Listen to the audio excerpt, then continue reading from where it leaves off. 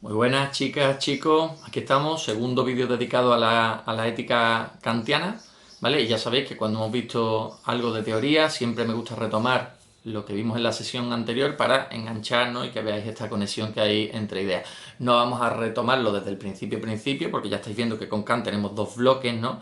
Política y ética, que obviamente están vinculados, que al final vais a ver que lo vamos a retomar todo, ¿vale? Y vais a tener un feedback de las actividades que habéis ido haciendo, no creáis que las estáis haciendo para nada y que no las estoy revisionando, porque al final todo aquello que hicisteis sobre si el Estado nos quiere o no nos quiere tonto, lo vamos a enganchar con toda esta idea de la autonomía moral en la ética y lo vamos a aplicar a la situación actual, al confinamiento que tenemos por el COVID-19, ¿vale? Entonces al final, pues ya os digo que todo tendrá su sentido, ¿vale? Y su razón de ser. Retomando de todas maneras desde la ética, para no remontarnos hasta la política, esto es lo que estuvimos hablando el otro día, ¿verdad? Lo que es la ética de Kant, el inicio de su teoría ética y ese camino hacia la autonomía moral. Si en la política hablábamos de la necesidad de crear un sistema político que permitiese a los individuos gestionarse por sí mismos, salir de la minoría de edad, salir de comportarse como niños para comportarse realmente ya como seres autónomos, libres y que dirigen su propia vida, en la ética lo que vamos a ver es justamente el camino hacia esa autonomía, hacia esa autogestión, hacia esa capacidad de saber, entender, comprender y actuar en base a lo que es el bien, ¿no? y evitar el mal, ¿vale? La ética de Kant se postula a partir de la crítica de las éticas anteriores, ¿no? Todas esas éticas anteriores Kant las metía en un mismo saco, ¿no? Decían, todas las éticas han caído en el mismo saco de ser éticas materiales. ¿Por qué materiales? Porque tenían contenido, decía Kant. El problema de las éticas anteriores, vamos a ver, el principal problema es esto, la heteronomía, lo que tenéis aquí. Ese realmente es para Kant el principal escollo a superar, ¿no? Si queremos ser autónomos, uy, qué mal pinta el rotulador rojo, si queremos ser autónomos hay que salir de la heteronomía. Y el problema es que todas las éticas anteriores han sido éticas basadas en lo a posteriori. En Kant lo a priori es lo que viene solo del sujeto, lo a posteriori es lo que procede de la experiencia. Entonces, de alguna manera todas las éticas anteriores a la suya eran éticas con contenido material, un contenido empírico. ¿Por qué? Porque nos planteaban, mira, este es el fin de la vida humana y estas son las reglas que tienes que seguir para alcanzar ese fin. Además, él decía que generalmente ese fin era la felicidad, ¿no? Todas las éticas se han postulado en base a alcanzar la felicidad y nos han dado una serie de reglas para conseguirlo, ¿vale? Eran éticas, por lo tanto, que caían en el particularismo. ¿Por qué? Porque si bien a algunos individuos les puede convencer este fin y estas reglas que le propone una ética, a otros individuos pueden no convencerles y por lo tanto al final tenemos sistemas éticos que no definen lo que es el bien y el mal de una manera universal, sino de una manera que yo puedo apoyar, pero tú no, aquel sí, pero aquel no, y entonces no conseguiríamos discernir el bien y el mal en un sentido absoluto, ¿vale? Son heterónomas. ¿Por qué? Porque el individuo no se gestiona a sí mismo, no sigue unas reglas por sí mismo, sino que está siguiendo unas reglas impuestas desde fuera, por un código ético ya formado, y por lo tanto el individuo no actúa en libertad. Y sus imperativos, dirá, son hipotéticos. En ningún caso me ordenan hacer el bien por hacer el bien, sino que me están ordenando hacer el bien para conseguir otra cosa a cambio, ¿no? Para alcanzar ese fin que nos hemos propuesto. Y por lo tanto, esa heteronomía y ese seguimiento de los imperativos hipotéticos lo que nos conduce a un cierto egoísmo. El individuo no hace el bien de un modo moral porque quiere hacerlo, lo está haciendo porque va a sacar algo a cambio, ¿no? Frente a eso, ¿qué propone Kant? Pues justo lo contrario. Todo lo que tengamos a este lado de la tabla, Kant va a decir que tenemos que buscar justo lo contrario. Si estas eran éticas con contenido, nuestra ética formal, la propia de un individuo autónomo, debe ser una ética sin contenido, debe ser a priori, es decir, debe proceder de la pura razón, no de la experiencia, sino de nosotros mismos. Es la razón humana la que tiene que alcanzar por sí misma lo que está bien y lo que está mal. Si aquellas eran particulares, la nuestra debe ser universal, debe ser una ética que defina de un modo definitivo qué es el bien y qué es el mal. Si aquellas nos conducían a la heteronomía, esta ética nos debe conducir a la autonomía. Y si aquella se manejaba por imperativos hipotéticos, imperativos hipotéticos es un condicional, ¿eh? Si quiero A, entonces hago B, ¿vale? Pues nuestros imperativos deben ser categóricos. Hago el bien por el puro bien, que ya sabemos que en Kant, lo adelantábamos el otro día, era el deber, ¿no? Hago el deber por el puro deber y no por querer algo a cambio, ¿vale? Y en estas ya nos metimos, saco mi segunda pizarrita, que apañan son las pizarritas de mis niños, saco mi segunda pizarrita un poquito más pequeña, en esta entramos ya de lleno en lo que era la ética formal kantiana. Yo espero que se esté viendo bien la pizarra, supongo que sí, ¿vale? Donde lo que estuvimos viendo es como Kant lo primero que hace es efectivamente darle forma, nunca mejor dicho, de ética formal y obvia todo contenido. Lo primero que nos dice Kant es, ojito, pese a la creencia popular, no hay buenas o malas acciones, hay buenas o malas intenciones. No son los hechos en sí lo bueno o lo malo, sino la intención con la que se aborda una determinada acción. Pusimos el ejemplo del niño que se ahoga en el río y todo esto, e hicisteis el comentario de texto, bueno, comentario de texto, o sea, extrajisteis la idea principal, la idea secundaria de un texto que yo espero que, vamos, espero no, lo estoy viendo, ¿no? Por los que ya me lo habéis mandado, habéis extraído perfectamente idea principal e ideas secundarias, ¿no? Y espero que hayáis percibido, ya os digo que creo que sí por cómo lo habéis resuelto, lo directo que es Kant, ¿no? En la parte ética, sí, Kant es un poco complicado en la parte teórica, en la parte de la ética y en la parte práctica es bastante directo y creo que muy sencillo de entender, ¿no? Porque pone ejemplos muy concretos y se expresa de un modo muy concreto, muy directo y muy claro, ¿no? Y se nota, ¿no? Porque habéis extraído muy bien la idea, ¿no? Y como lo que está proponiendo aquí es justamente esa idea, ¿no? De que lo bueno o lo malo es la voluntad, ni siquiera en base a lo que consiga, ¿no? Sino en base simplemente a lo que le ha movido, ¿no? En la búsqueda, en la intención de buscar hacer el bien, que ya, como decíamos el otro día, el bien tiene que ver con el deber. Pero no solo con hacer lo que se debe, sino hacer lo que se debe porque se debe, ¿no? Y el otro día ya hablábamos de que si excluimos las acciones contrarias al deber, obviamente, si no hacemos lo que debemos, pues no estamos actuando bien. Pero que si hacemos lo que debemos, no porque debemos, sino porque voy a sacar un beneficio, tampoco estaría actuando bien, porque estaría actuando de nuevo por egoísmo, ¿no? Es decir, por conseguir algo a cambio. El deber, siempre digo yo que en Kant tiene que aparecer dos veces. Hago lo que debo porque debo. No basta solo con hacer el deber, sino que hacerlo por puro deber. Y a partir de aquí ya nos queda seguir avanzando. Creo que hoy vamos a tener una clase chula y divertida, productiva yo creo que Kant particularmente lo que enseña en lo ético es para aplicarlo en la vida, es maravilloso, es una guía perfecta para comportarte, ¿no? Y para saber dirigir tu comportamiento y saber cuándo estamos haciendo las cosas bien y cuándo lo estamos haciendo mal. Es decir, es una teoría muy aplicable a vuestra vida. Pero además, una vez que lleguemos al imperativo categórico, os voy a proyectar un vídeo que creo que os va a hacer mucha gracia y que está muy bien. Y os voy a plantear una actividad que creo también que va a ser bastante divertida a partir de un cómic, ¿vale? Pero pasamos al momento presentación y luego ya vuelvo a conectar con vosotros para la actividad. Venga, pasamos a la presentación. Hecho el resumen, viendo lo que ha sido las críticas a las éticas materiales, el planteamiento de una ética formal y toda esta idea que venimos hablando de que solo las intenciones y por lo tanto solo la voluntad es susceptible de ser buena o mala, no los hechos, no las acciones, me gustaba la idea de coger este pantallazo, que es parte de un pantallazo del otro día, borrar parte de él y poner en muy grande esta frase porque es el punto desde el que vamos a partir hoy, ¿no? Vale, perfecto. Nos dice, las acciones no son buenas, los hechos en sí no son los que pueden ser catalogados como bueno o malo, no hay nada bueno ni malo en la naturaleza, perdón, salvo la voluntad humana. Perfecto, pero ahora eso nos genera un problema. ¿Cómo establecer, por tanto, qué es el bien y qué es el mal? Si no puedo ver los hechos directamente y lo que tengo que ver es la intención con la que se ha hecho algo, estaréis conmigo en que es muy difícil comprobar, porque claro, la intención con la que alguien hace algo es suya, la conoce esa persona, es algo que está dentro de sí. ¿Cómo evaluarlo? Vale, veamos qué es lo que nos dice Kant. Lo que nos dirá Kant es que la única manera es evaluar cuáles son los juicios, es decir, los mandatos que tu razón le ha dado a tu voluntad. Es decir, si tú has actuado de un determinado modo, ¿cómo lo has hecho? ¿Siguiendo qué orden? ¿Siguiendo qué mandato? ¿Vale? Daos cuenta que no podemos ir al hecho en sí, no podemos ir ni siquiera a las consecuencias de nuestros actos, porque las consecuencias de nuestros actos nos han dicho Kant que no importa. ¿Os acordáis en el ejemplo del otro día? Si me tiro a salvar a la niña que se ahoga, por mucho que yo al final no lo consiga, ya sea porque no sea un buen nadador, ya sea porque las condiciones que hay en el río o en el mar son horribles y no lo consigo, eso no le quita ni una gota de moralidad a tu acción, nos decía Kant, ¿verdad? Pero claro, lo que hay que evaluar, por lo tanto, no es en sí ni lo que has hecho ni lo que has conseguido al hacer lo que has hecho, sino cómo te has empujado, digamos, a ti mismo a hacer lo que has hecho, ¿no? Es decir, qué es lo que te ha empujado, cuál es el mandato, la orden que te has dado a ti mismo para actuar como lo has hecho.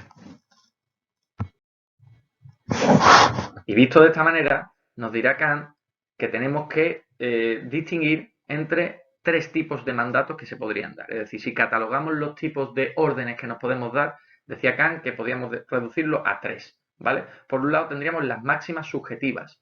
Las máximas subjetivas es lo que en lenguaje coloquial llamamos principios, ¿vale? Es decir, lo que yo digo, estos son mis principios, yo esto lo hago así por principios, ¿no? O yo nunca haría eso por principios, ¿vale? Las máximas subjetivas son las reglas que tenemos para actuar en la vida, son reglas prácticas, ¿no? Dentro de la ética, que tienen que ver con cómo crees tú que deben ser las cosas. Por ejemplo, una máxima subjetiva puede ser sostenida por un individuo y puede ser tremendamente criticada o para nada sostenida por otro. Véase, por ejemplo, pues a mí el que me la hace me la paga. Pues yo creo en el ojo por ojo, diente por diente, ¿vale? Eso es una máxima subjetiva, que es válida solo para el individuo que la sostiene y que, como estamos viendo, puede llevar incluso la defensa de ser una persona vengativa. Es decir, si hablábamos el otro día de que una buena voluntad es aquella que actúa por deber, por puro deber, no puede ser solo conforme al deber y, por supuesto, no puede ser de forma contraria al deber. Imaginaos dónde quedan las máximas subjetivas que nos pueden llevar a acciones que son directamente contrarias al deber. Tú puedes actuar por una creencia propia y creer que así es como tienes que hacerlo y, sin embargo, estás actuando mal, ¿vale? Obviamente, las máximas subjetivas no nos valen como mandatos para una voluntad que busque el deber por puro deber, ¿vale? Porque, lo dicho, nos pueden incluso conducir a lo contrario, ¿vale? Por otro lado, tenemos lo que serían los imperativos hipotéticos, ¿vale? Es decir, ya hemos visto, vamos a ir marcando, ya hemos visto la máxima subjetiva, ahora estaríamos en el segundo tipo de mandatos que nos podemos dar. Imperativos hipotéticos, donde hay otros dos submandatos, ¿vale? Es decir, dentro de los imperativos hipotéticos tendríamos que entender otras dos formas. Pero vamos a entender primero qué son los imperativos hipotéticos. Ya lo hemos explicado antes en el resumen. Los imperativos hipotéticos siempre van bajo la forma condicional, diciéndome, si quiero conseguir esto, entonces debo hacer esto otro. En el ejemplo de la niña que se ahoga en el río, sería, si quiero conseguir el dinero, o sea, que la madre de esta niña me dé todo su dinero, entonces me tengo que mojar y me tengo que tirar al río para sacar a su hija, ¿vale? Kant dividió a su vez este tipo de imperativos hipotéticos en dos tipos, ¿vale? Problemáticos y asertóricos. Es muy fácil de entender. Los problemáticos son aquellos en los que, aunque se dé la condición, no es seguro que se cumpla la consecuencia. Y los asertóricos son en los que seguro que si se da la condición, sucede la consecuencia. Un ejemplo muy sencillo de condicional problemático. Si estudio para el examen, aprobaré. Sabemos que eso es un condicional problemático. ¿Por qué? Porque, vamos, seguro que lo habéis entendido al vuelo. Porque seguro que habéis estudiado para muchos exámenes que al final habéis acabado suspendiendo. Es decir, puede ser una condición de aprobar, obviamente, el estudiar, pero luego depende de otras cosas. Lo mismo no te enteras bien de las preguntas tal y como se te formulan, lo mismo tienes un mal día, vete tú a saber, lo mismo creías que entraba una parte del tema y cuando llega resulta que la que entraba era la otra. Es decir, estudiar no te asegura, ¿vale?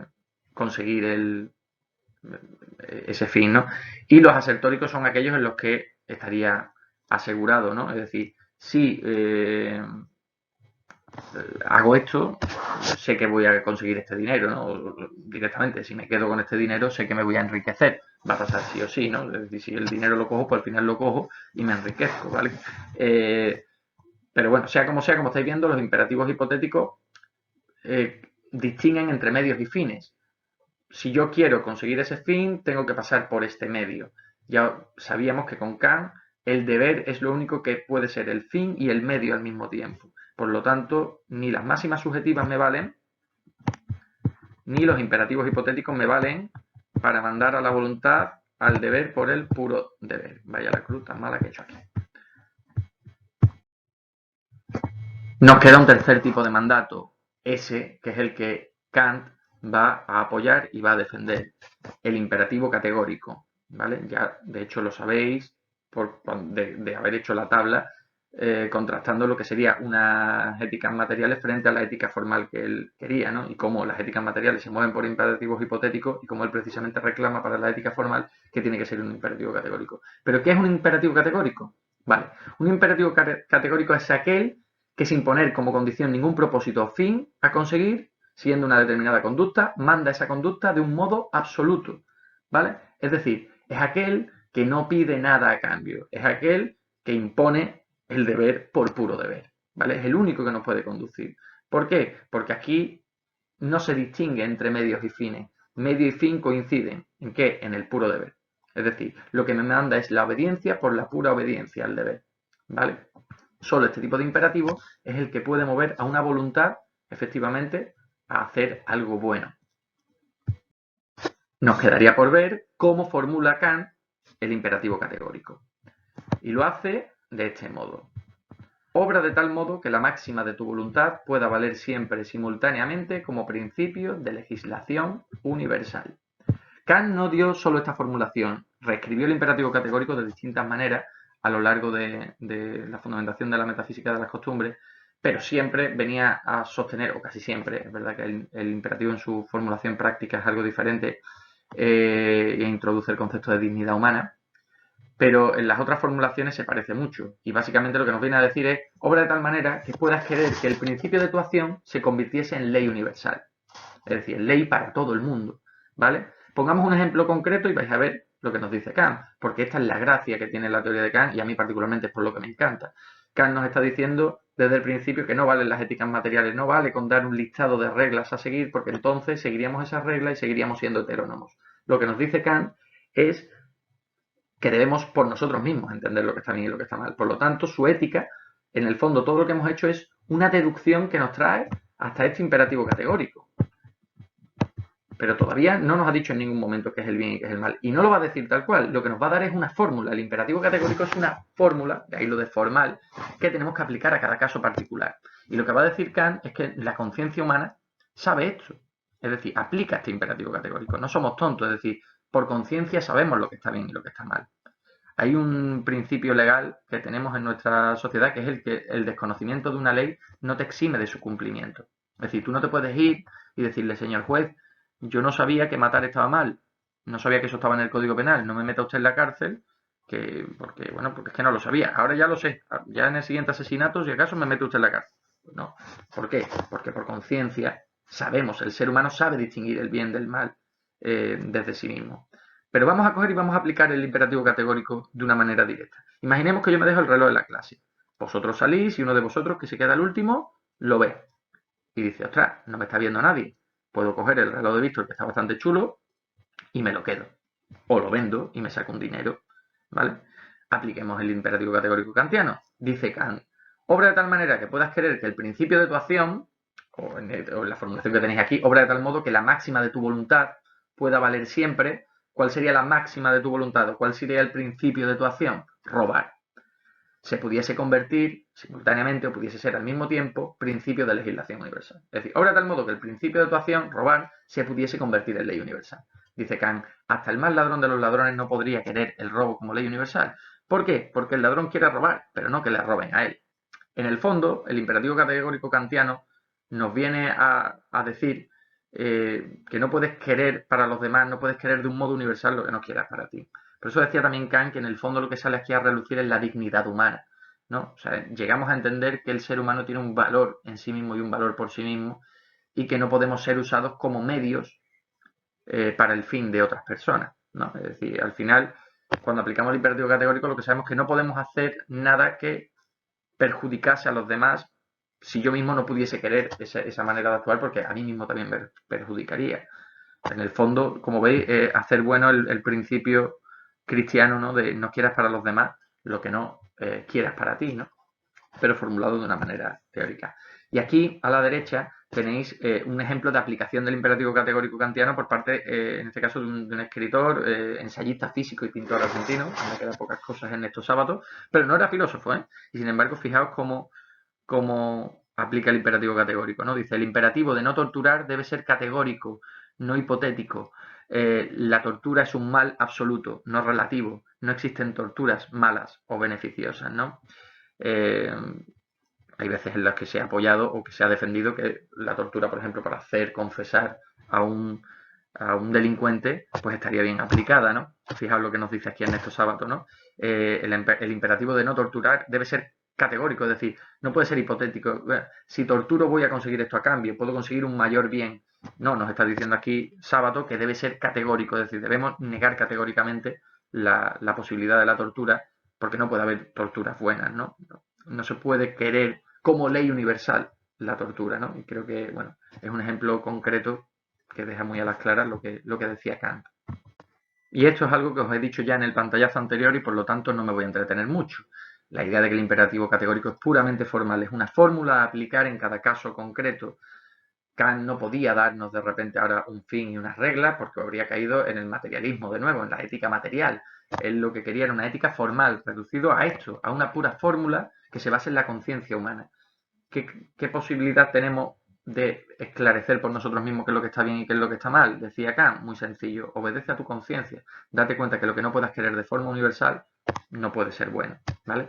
Y os voy a dejar ahora mismo con un vídeo, ¿vale? Buenísimo, del tram en Barcelona, el transporte público, el tranvía, no sé si es tranvía o metro, sobre las normas cívicas, en el que cogieron a Kant. Creo que está muy gracioso, la idea es muy graciosa y está muy bien ejecutada y creo que os va a gustar muchísimo. Yo cada vez que lo proyecto a los alumnos les gusta un montón, ¿no? Así que ahí os lo dejo. Perdona, no te quiero molestar, pero tú eres Immanuel Kant, ¿no? Hey, sí, soy yo. Qué fuerte, soy súper fan tuyo desde siempre. Ah, muchas gracias. Es que el imperativo categórico es flipante. No me acuerdo bien cómo era, pero el rollo actúa como crees que debería hacerlo todo el mundo. Es que me encanta, de verdad. Es que es una bomba eso. ¿Pero lo has entendido bien? Creo que sí, ¿no? Entonces, ¿por qué tienes los pies encima del asiento? Wow, es verdad. Yo el incívico dentro del tram, un mal ciudadano que no cuida el tram. Me creo que tú no hayas cometido nunca un acto incívico, alguna cosilla habrás hecho. Ni de coña, porque yo soy Kant, comportamiento ejemplar. Todo lo que hago podría ser universal. No, pero sí que es verdad que alguna vez he visto un sitio libre desde fuera del tram y no he dejado salir primero a la gente, ¿sabes? He entrado rápido porque no quería que me quitaran el sitio, pero eso está mal. Eso está mal. Es que parece una tontería, pero hay que dejar salir antes de entrar, ¿no? Sí, totalmente, porque... It is a little place lleno de gente. Si actúo pensando en los otros, lo hago bien. Si cedo mi sitio a quien lo necesita, lo hago bien. Si hablo flojito por móvil, lo hago bien. Si escucho música con auriculares, lo hago bien. Si no fuerzo las puertas de acceso, lo hago bien. Si no me cuelgo de las barras, lo hago bien. Si viajo con mi perrito sin bozal. No, el perro tiene que llevar bozal. El perro en el tram tiene que llevar bozal. Pero mi perro no muerde, no veo ninguna razón. Ya, pero hay gente que le tiene miedo a los perros. No, hombre, no, pero si con esta cara que tiene no puede hacerle daño a nadie. Ya, pero las normas están para ayudar a que la convivencia sea más cívica. ¿Te lo he dicho o no? ¿Yo qué te he dicho antes de salir de casa? Ponme el bozal, tío, son las normas. Y tú, no pasa nada, no sé qué. ¿Y ahora qué? No, hombre, no te preocupes, no pasa nada. Es que te juro que se lo he dicho como 3 veces. Ponme el bozal, tío, ¿qué más te da? Bueno, no pasa nada, para la próxima ya sabemos. Ten claro que lo hará, vamos. Hostia, me has hecho pasar vergüenza delante de Immanuel Kant. En el tram, piensa como Kant. Piensa en los demás. Espero que os haya gustado el vídeo. Y bueno, como veis, ¿no? Básicamente el imperativo categórico, esto es lo que nos dice, ¿no? Las leyes o mandatos morales a obedecer emanan de nuestra propia razón, ¿no? De nuestra propia razón práctica. Somos nosotros los que sabemos lo que está bien y lo que está mal. Ya para acabar esta presentación nos quedaría por ver una última parte que van a ser los postulados de la razón práctica, muy rapidita, muy rápidamente lo vamos a ver y a partir de ahí vamos a sacar ya conclusiones y vamos a ver un poco de las actividades que habéis hecho anteriores, vamos a dar un poquito de feedback sobre eso en una última presentación, pero bueno, quería retomar esta idea, ¿no? Aquí, ¿no? El imperativo categórico al final pone de manifiesto la existencia de una ley moral universal, ¿no? Si algo queda claro después de aplicar el imperativo categórico es que la ley de lo que debemos hacer, el deber, ¿no? Está marcado y no habita en un lugar más que dentro de nosotros, más que en la propia razón humana están los principios del deber. De hecho, si lo pensáis, bueno, pues la ética es algo propiamente humano, ¿no? No existe en la naturaleza por sí, es una construcción humana. Sale de nosotros, ¿no? Somos los únicos seres que tenemos responsabilidad moral, ¿no? Porque somos conscientes de nuestros actos, porque tenemos un raciocinio que nos permite decidir entre distintas acciones y efectivamente siempre se nos puede pedir cuentas, ¿no? He hecho A, podría haber hecho A, B o C. Bueno, pues si has hecho C, tienes que responder por haber hecho C, porque siempre alguien te podrá decir por qué no hiciste B o por qué no hiciste A. Siempre podrías haber actuado de otro modo. Y aquí, bueno, pues me gustaría recordar eso que veíamos en la placa, en el mausoleo de Kant, que vimos en la primera presentación, si recordáis aquella frase que él mandó grabar, ¿no? en su en su mausoleo, dice: dos cosas me llenan la mente con un siempre renovado y acrecentado asombro y admiración, por mucho que continuamente reflexione sobre ellas: el firmamento estrellado sobre mí y la ley moral dentro de mí, ¿vale? Yo creo que ahora es cuando estamos en disposición de entender esa idea, ¿no? Porque eso de una ley moral dentro de mí y toda esta idea de la aplicación del imperativo categórico y el por qué no podemos querer aquello que no podamos querer como ley universal, ¿no? Es algo que surge desde nuestra propia razón, desde nuestro propio raciocinio, ¿vale? Y con esto acabamos esta presentación, a falta ya de la última para liquidar acá, ¿vale? Vale, en este caso la actividad que os voy a pedir para este vídeo, ¿no? En esta parte en la que estamos de la teoría, no es que comentéis un texto, ¿vale? Sino que os voy a poner directamente dentro de un dilema moral. Y lo vamos a hacer por medio de una escena de un cómic, ¿vale? Del Punisher, el castigador, en español, suelen traducir el nombre de este superhéroe. Y bueno, una situación en la que este personaje, ¿vale? En la propia actividad por escrito os define al personaje un poco cuál es su motivación y cómo es, y qué es lo que quiere, qué es lo que busca en la vida. La situación en la que él pone a otro superhéroe, que es Daredevil. No sé si habéis visto la serie de Daredevil de Netflix, está bastante bien. Y bueno, la escena que vais a ver aquí sale en la serie, ¿no? La tomaron en la serie porque bueno, es una escena bastante curiosa, bastante bien planteada. Y os pasaré el cómic, bueno, como una fotocopias, un escaneados en blanco y negro, ¿vale? Esta secuencia y sucesivas páginas, para que lo analicéis, ¿vale? Para que analicéis la situación de Daredevil en función del imperativo categórico kantiano. Es decir, vais a ver que el castigador, el Punisher, pone en una situación a Daredevil en la que Daredevil tiene que tomar una decisión, ¿vale? ¿Qué diría Kant de esa decisión? Es decir, ¿qué decisión tendría que tomar Daredevil estando ahí y por qué? Y obviamente razonarlo no desde lo que vosotros creáis, sino desde lo que diría Kant. Pero me gustaría también que le dieseis esa vuelta de tuerca al final. ¿Qué haríais vosotros? ¿Qué creéis que haríais? Y por qué creéis que eso es lo que deberíais hacer, independientemente de lo que diga Kant? Porque obviamente podéis entender que quizás por medio de la teoría kantiana deberíamos tomar esta decisión, pero no veis del todo claro que en una situación así esa es la decisión que se tuviese que tomar. Es decir, podéis entender perfectamente qué es lo que diría Kant, pero podéis no estar de acuerdo con lo que diría Kant, ¿vale? Entonces, si es el caso, que lo planteéis. Si no diferís, si decís, oye, creo que a partir de la teoría kantiana esta sería la respuesta que tendría que dar este personaje y estoy totalmente de acuerdo, pues ya está, ¿vale? Espero que os guste, creo que la secuencia es bastante curiosa, ¿vale? Y bueno, ya cuando lo tengáis me lo entregáis y ya le damos ese feedback final. Chao, chao.